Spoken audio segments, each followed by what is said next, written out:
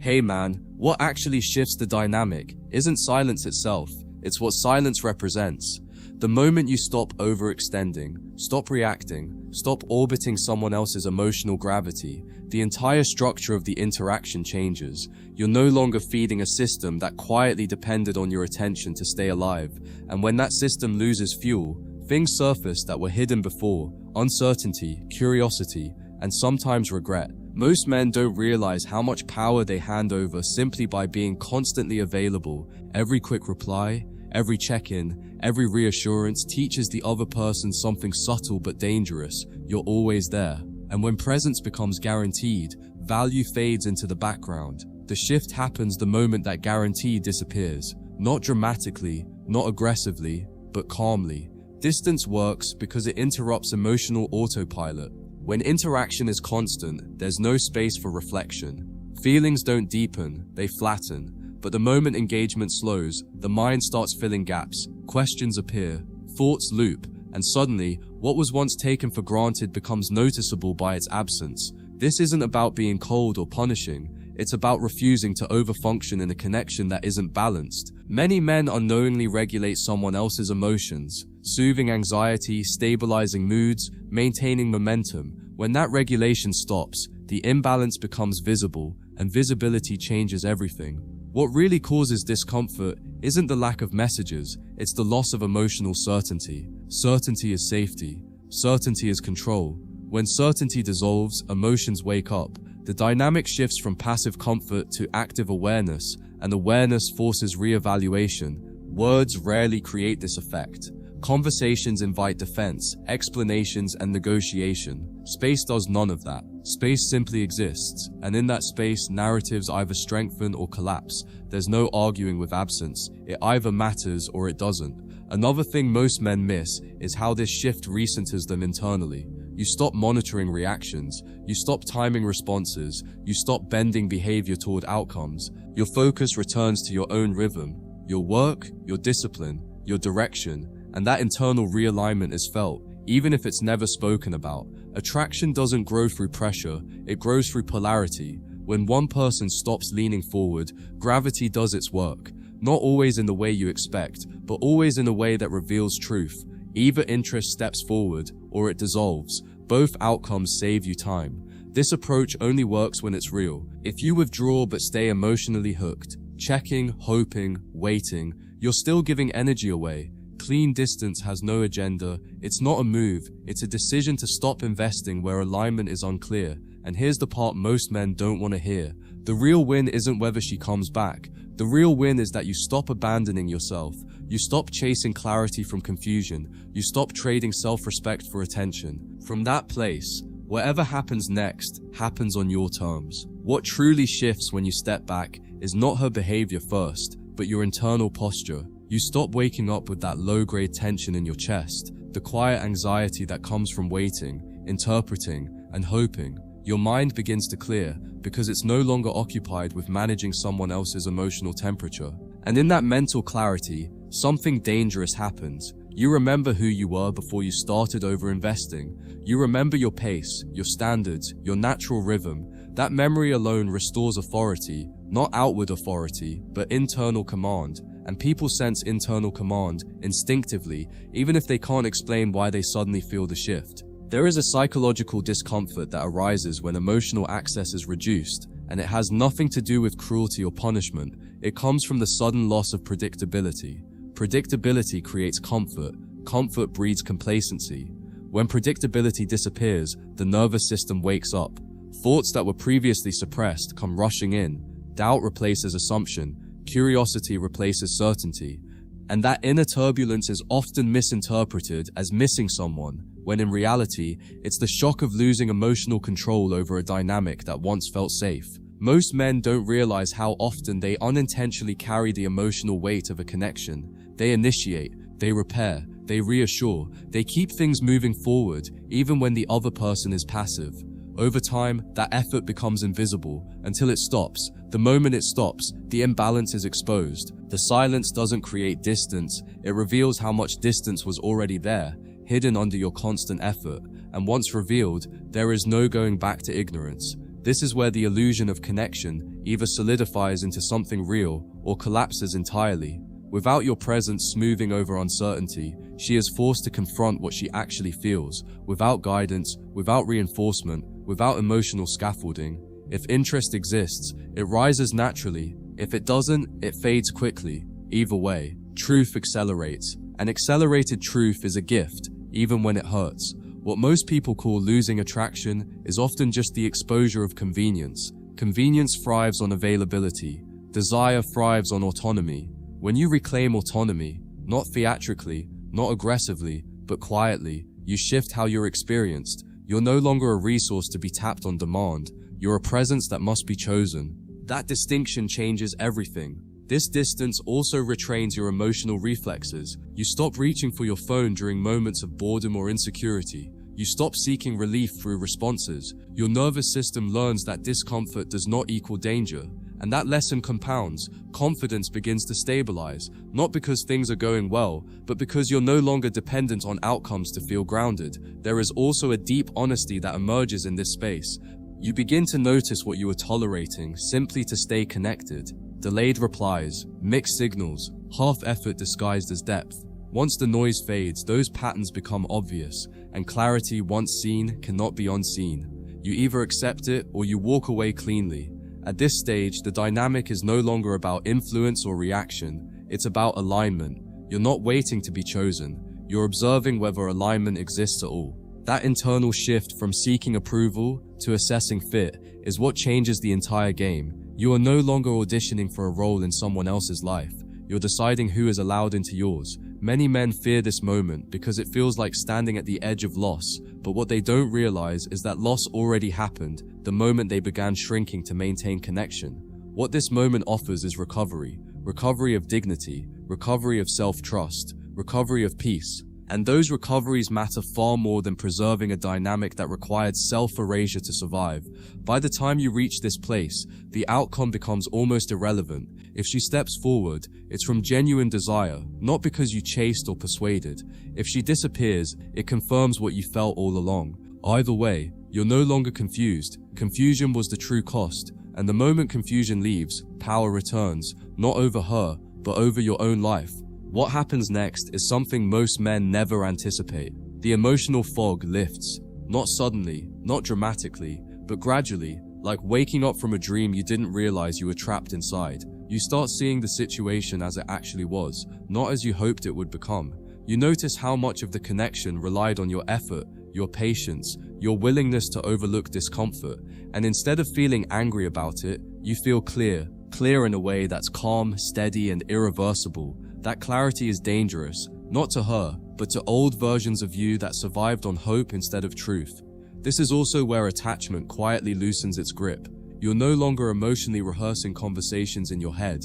You're no longer trying to decode tone, timing, or intent. Your thoughts stop orbiting around what does this mean, and start grounding themselves in what is. That shift sounds small, but it's monumental. Because the moment your mind stops chasing meaning, it regains authority. You stop living inside someone else's emotional weather system and return to your own internal climate.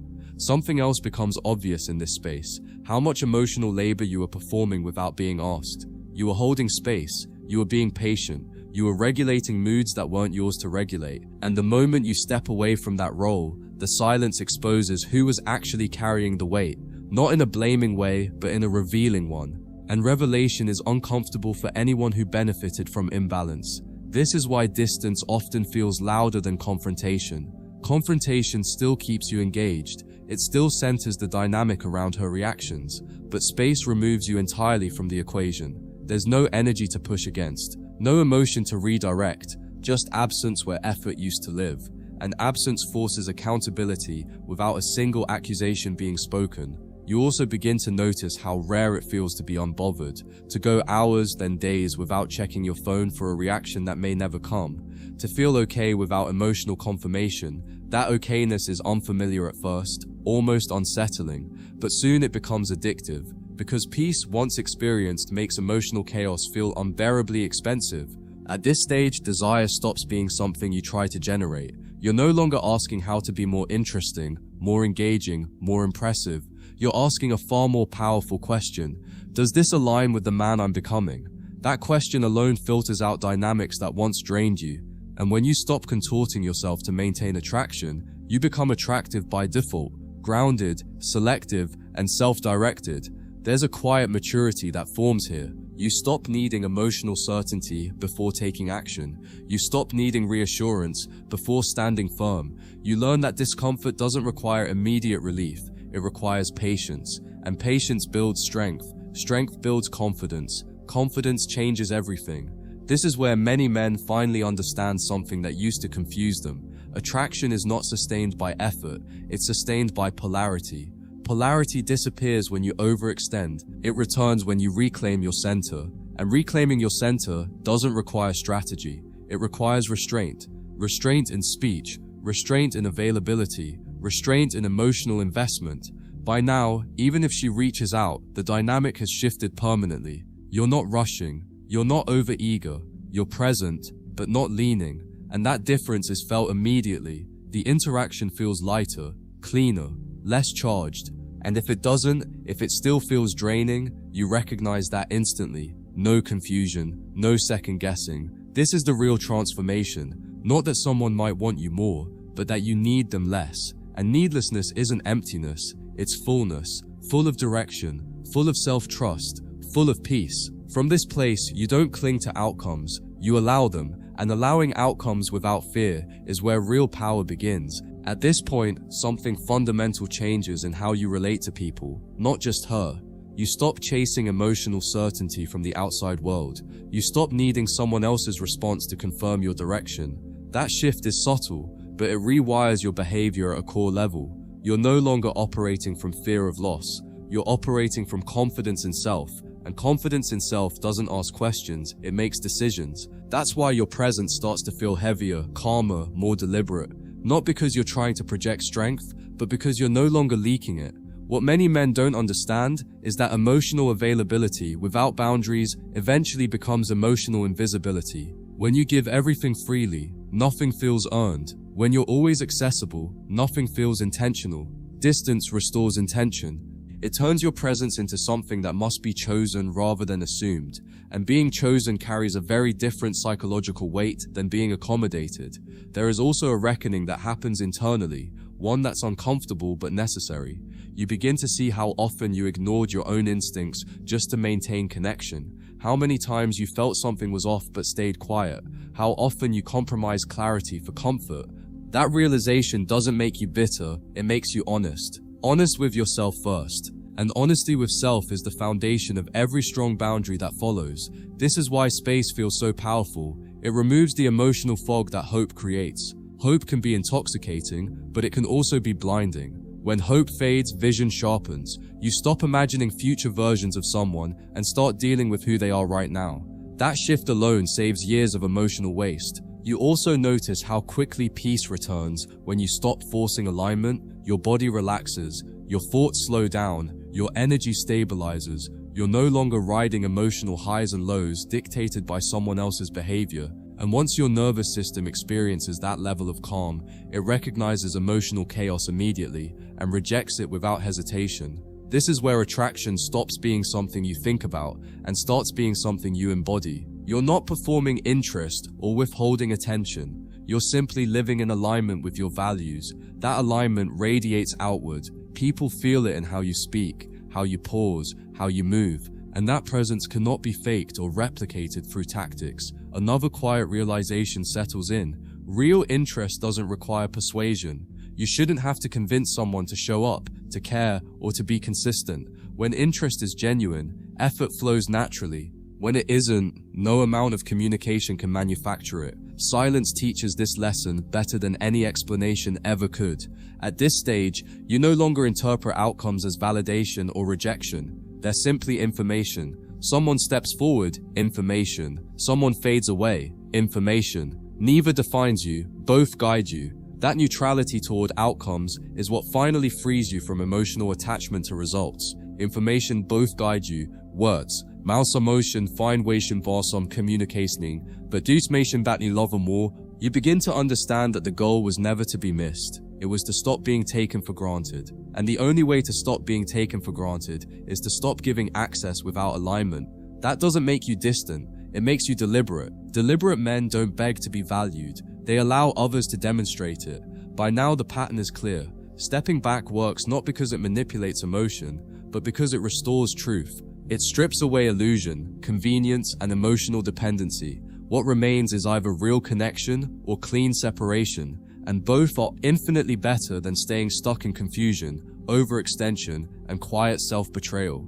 What settles in now is a deep understanding that clarity is more valuable than attachment. Attachment keeps you guessing, clarity lets you move. You realize that the emotional discomfort you once feared was not a sign of loss, it was the friction of growth. And growth always feels uncomfortable right before it feels right. By stepping back, you gave yourself the chance to feel that discomfort fully, instead of numbing it with attention, reassurance, or hope. That choice alone puts you ahead of most men who spend years trapped in emotional limbo.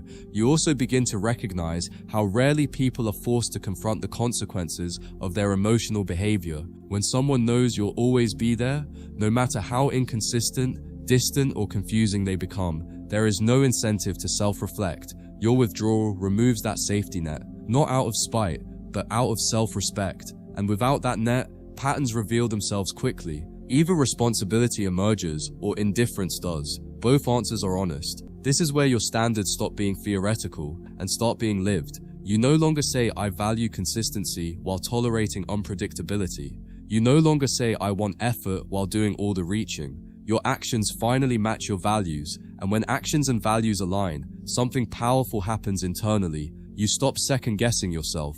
Doubt fades. Inner conflict dissolves. You trust your decisions because they are no longer compromises. Another quiet shift occurs. You stop romanticizing emotional intensity.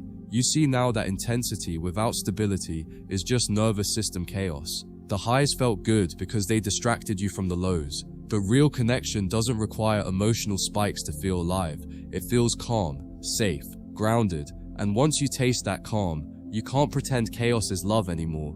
You also begin to notice how little explaining is actually necessary. When you live with integrity, you don't need to justify your pace, your boundaries, or your absence. People who align will understand without needing long conversations. People who don't will demand explanations, and that demand itself becomes information. You learn to listen to behavior instead of arguments. This phase marks the end of emotional bargaining. You no longer negotiate your needs against someone else's comfort. You no longer stay silent to avoid rocking the boat. You understand now that boats built on imbalance are meant to capsize, and letting them capsize is not cruelty, it's honesty. You also realize how much strength lives in non-reaction. Not everything deserves a response. Not every feeling needs expression. Not every moment needs engagement. Choosing when not to act becomes as important as choosing when to act. That restraint sharpens your presence. It gives weight to your words when you do speak. At this stage, peace becomes non-negotiable. You're no longer willing to trade mental clarity for emotional excitement. You protect your focus, your routine, your direction. Anyone who disrupts that must bring something equally valuable to justify the cost. That's not arrogance, it's discernment earned through experience. You finally understand that real power in relationships doesn't come from being desired, it comes from being self-directed. Desire can fluctuate, self-direction doesn't. When you lead your own life with discipline and vision, connections either align with that path or fall away naturally. No forcing, no chasing, no resentment. And this is where the lesson completes itself. Stepping back was never about changing her, it was about changing your relationship with yourself. Once that changes, everything else rearranges automatically. You no longer fear distance, you no longer fear endings, you no longer fear being alone, and a man who fears none of those things moves through the world with a calm authority that doesn't need to be announced, it's simply felt. What becomes undeniable now is how much emotional confusion was never about her at all. It was about your tolerance for uncertainty. When you finally stop reaching outward for clarity, you're forced to sit with yourself. And in that stillness, you realize something sobering. You were giving away control over your emotional state long before she ever took it. Stepping back doesn't just change the dynamic between two people, it reclaims authorship over your inner life. You stop outsourcing peace, you stop renting stability from someone else's attention. You begin building it internally, where it can't be taken away. There is also a humbling realization that surfaces here, that many connections survive, not because they are strong, but because one person refuses to let them die. Once you remove that life support, you don't feel guilt anymore, you feel truth. And truth has a strange quality. It's painful for a moment, then liberating forever. You stop wondering what you could have done differently, and start seeing what was never going to change, no matter what you did. At this point, your emotional posture shifts from reactive to selective. You no longer let feelings dictate action, you let alignment dictate engagement. That distinction is subtle but transformative. You don't deny emotion, you just don't let it drive the vehicle. And when emotion is no longer driving, chaos loses its grip. Your decisions become quieter, cleaner, and far more decisive.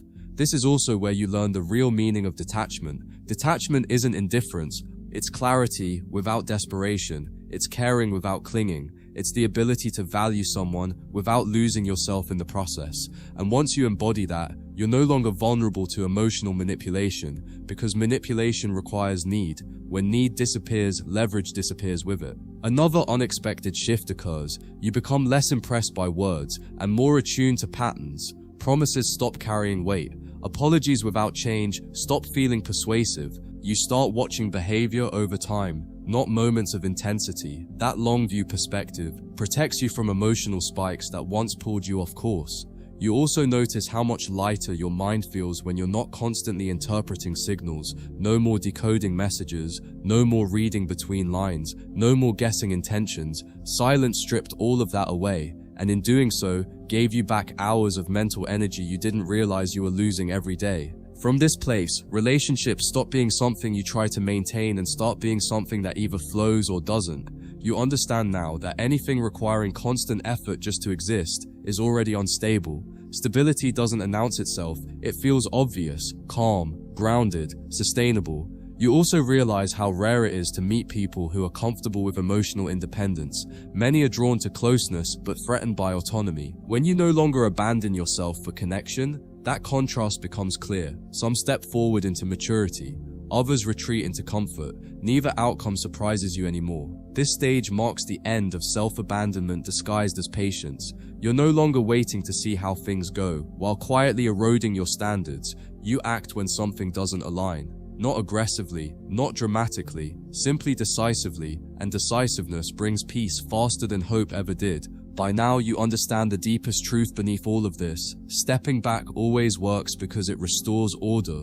Order inside you first. And once order is restored internally, external dynamics can no longer destabilize you. You become grounded enough to let things unfold without fear, and strong enough to walk away without regret. What you begin to notice now is how rare it is to meet someone who is comfortable standing still without emotional reassurance. Most people need constant feedback to feel secure. They need messages, reactions, validation, signs. When you remove yourself from that loop, you're no longer participating in emotional noise. You're standing in emotional truth, and truth is quiet. It doesn't beg to be noticed. It simply exists. That quiet presence alone separates you from the majority of men who exhaust themselves trying to be felt. This is also the moment where your identity stops being negotiable. You no longer bend your pace to keep someone comfortable. You no longer soften your standards to avoid tension. You don't explain why you need space or justify why something doesn't feel right. You understand now that alignment doesn't require persuasion. If it's real, it's felt. If it isn't, no amount of communication can make it so. You start to see how often people mistake emotional access for intimacy. They think constant contact equals closeness, but real closeness is revealed in consistency, respect, and effort over time, not in endless conversation. When you step back, shallow connections lose their grip instantly. They were never built on depth, only on availability. And once availability disappears, so does the illusion. There's a profound internal shift here. You stop fearing silence. Silence no longer feels like rejection or loss. It feels like neutrality. It feels like space, and space gives you perspective. You begin to understand that many of your past reactions weren't about desire. They were about discomfort with uncertainty.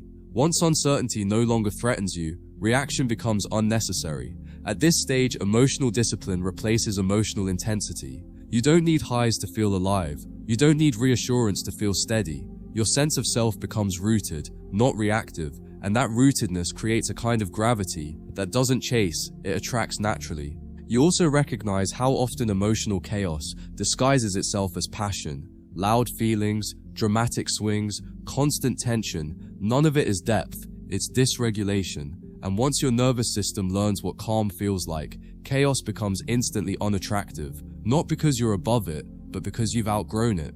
From this place, you don't rush reconnections. If someone returns, you observe rather than celebrate. You listen more than you speak. You watch behavior instead of words. You're not impressed by urgency or emotion. You're looking for consistency. That patience is not hesitation, it's discernment.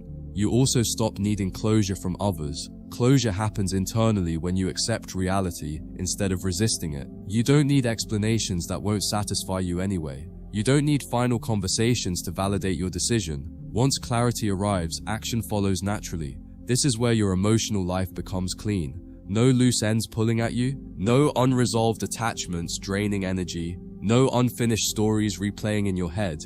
Clean doesn't mean empty, it means intentional. Every connection that remains earns its place through alignment, not history. And here's the quiet truth that settles in at the end of all this. The reason stepping back always works is because it restores hierarchy. You return yourself to the center of your own life. Everything else becomes secondary. And when a man lives from that center, he doesn't need tactics, tricks, or strategies. His presence alone defines the dynamic. By now you've crossed the threshold most men never reach, the point where your emotional life is no longer outsourced to someone else's attention. You don't wake up wondering how to act, what to say, or when to respond. You wake up grounded, directed, and that groundedness changes how the world responds to you. Not because people suddenly become better, but because you stop tolerating dynamics that rely on your confusion to survive. You also realize how much emotional chaos thrives on immediacy. Immediate replies, immediate reassurance, immediate engagement. Removing immediacy slows everything down. And when things slow down, manipulation loses speed. Mixed signals can't hide behind urgency anymore. They're forced into the light where they either resolve or dissolve. This is where emotional independence stops being a concept and becomes a lived reality. You're no longer measuring days by who reached out or who didn't. You're measuring progress by how aligned you feel with your own standards. That shift feels subtle at first, but it compounds fast. Confidence becomes quieter, decisions become firmer, regret becomes rare. What surprises most men at this stage is how little they actually need to say. Silence becomes articulate. Your absence communicates more than explanations ever could. And because you're no longer trying to manage perception, perception begins to manage itself. People either adjust or they drift away. Both outcomes feel clean. You also stop fearing being forgotten. That fear only existed when your identity was tied to someone else's recognition. Now, you understand that being remembered isn't power. Being centered is. You don't need to occupy someone's mind to occupy your own life fully. At this point, attraction, if it returns on different terms, there's no imbalance, no chasing, no urgency. Interest meets interest, effort meets effort. And if it doesn't, you don't force alignment. You let reality speak for itself. Reality, when accepted, always simplifies things. This is where peace stops feeling fragile. It becomes stable, defended, non-negotiable. You don't abandon it for excitement. You don't trade it for potential. You protect it like a foundation, because you know everything built on top of it depends on its strength. You also realize that emotional maturity isn't about being unfeeling. It's about being unmoved by instability. You can care deeply without being destabilized. You can connect without dissolving. You can walk away without resentment. Those abilities don't come from strategy. They come from growth. Looking back, it becomes obvious that the biggest cost was never losing her. It was losing yourself for a period of time. And the moment you stopped doing that, everything else recalibrated. You didn't gain power over anyone. You gained power over your direction. And direction is everything. This is the final truth. Stepping back always works because it returns you to yourself.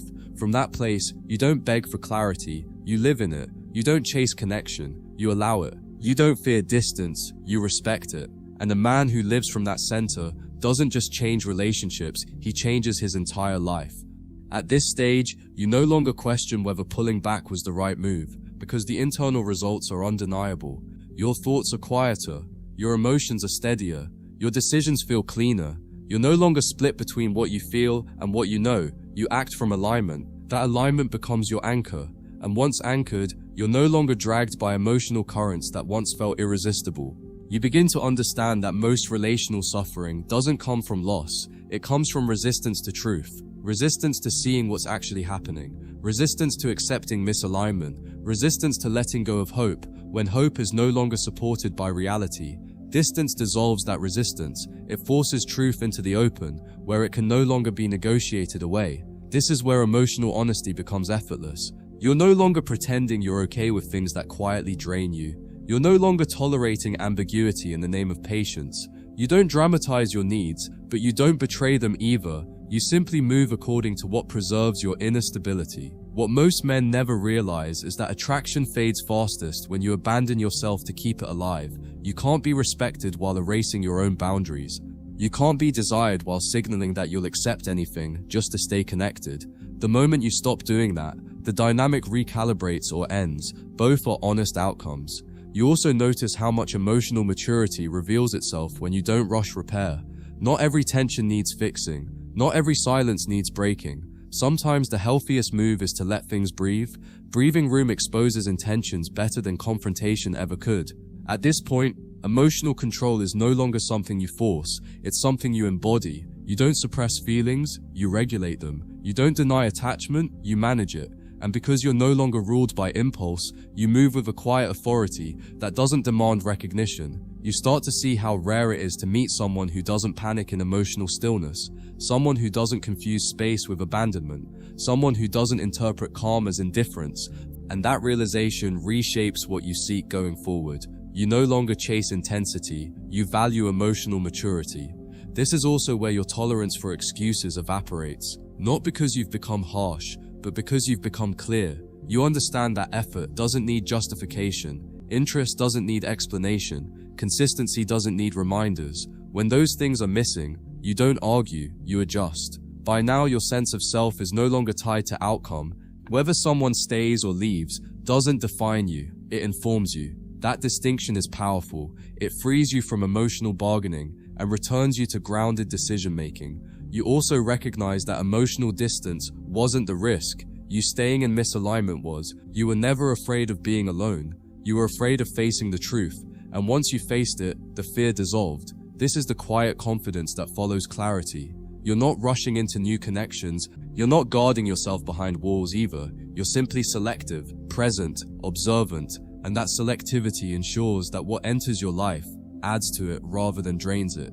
You begin to trust time again. You don't rush bonds, you don't force closeness, you let consistency reveal itself naturally. That patience protects you from repeating old cycles with new faces. At this level, emotional manipulation loses all power. It requires urgency, insecurity, and reaction. You offer none of those. You're not impressed by emotional displays, you're not moved by pressure. You respond only to alignment. You also stop explaining your growth to people who benefited from your confusion. You don't justify your boundaries. You don't argue your standards. You simply live them, and living them does all the talking. What's left now is not emptiness, but space. Space to build, space to focus, space to choose connection from strength instead of need. That space is sacred, and once you learn to protect it, you never give it away cheaply again. This is where relationships stop being central to your identity and start being complementary to your life.